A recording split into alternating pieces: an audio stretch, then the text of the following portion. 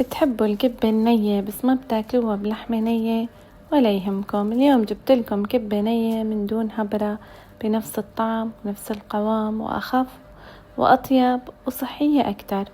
هي وصفة نباتية على الأصول من مطبخنا الشرقي، وسرها رح يخليكم تقولوا مستحيل ما فيها لحم. تابعوا معي خطوة بخطوة، ورح نعمل سوا كبة نية، وهي نوع من أنواع المقبلات.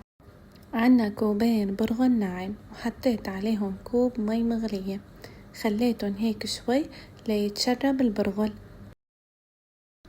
وبتركن لمدة 10 دقايق. وهي بعد 10 دقايق كيف البرغل تشرب بالمي. عندي بطاطين مسلوقين، وهلأ عندي حبتين بندورة مع حبة بصلة، رح اطحنهم منيح وحطهم فوق البرغل.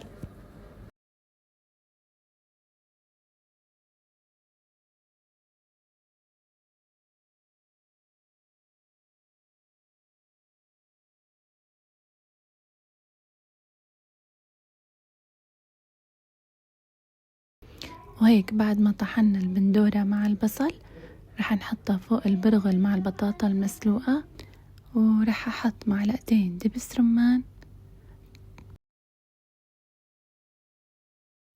مع 3 معالق دبس بندورة او معجون الطماطم، وتقريبا معلقتين كبار طحينة، وطبعا لا غنى عن دبس الفليفلة، وطبعا رشة ملح وكمون، يعني معلقة صغيرة ملح ومعلقة صغيرة كمون، والكثير من الزيت الزيتون. وهلأ بندعك منيح كل المكونات مع بعض.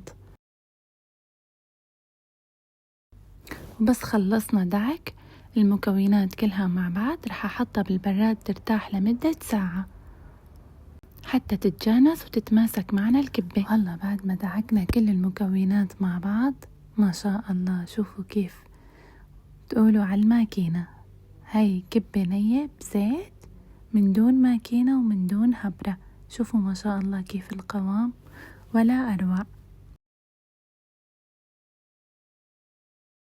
وهلأ طالعتها من الثلاجة، خليتها تقريبا لمدة ساعة حتى ترتاح. شوفوا كيف القوام ما شاء الله،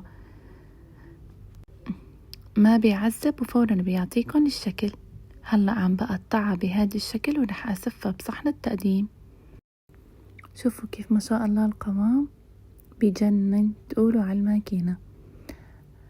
فيكم تعملوها على شكل القالب، أي قالب عندكم تعملوا على شكل القالب. أنا فضلت أقطعها قطع بهذا الشكل مثل ما لكم شايفين. وهلا خلصنا التقطيع. أنا بحب جنبها مخلل الفليفلة اللي بيجي سبايسي، لأني أنا ما حطيت المعجون دبس الفليفلة سبايسي، فاخترت يكون جنبها مخلل الفليفلة اللي بيجي سبايسي حد. وبس والله صحتين وهنا. لا تنسوني من المتابعة من مطبخ جوري كيتشن.